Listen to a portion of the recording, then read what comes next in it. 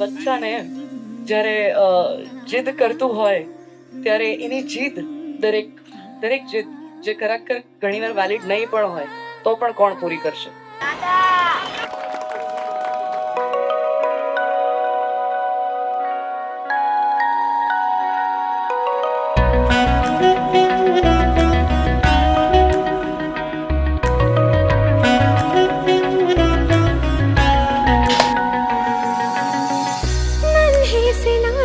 से कदमों की आई आहट है, मीठी सी प्यारी सी गूंजने वाली खिलखिलाहट है, मेरे दिल का वो टुकड़ा होगा, मेरी सांसों से है जुड़ा वो हम जैसा हुआ हो।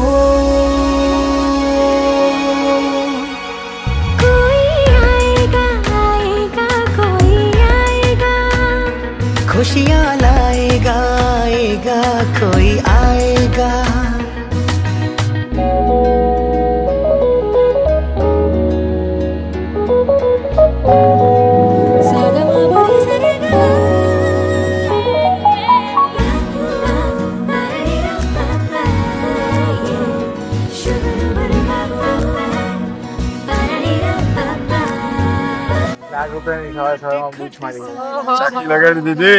આપણે શીખવું પડે એમ છે, લખાણ વગર કોઈ કામ નહીં.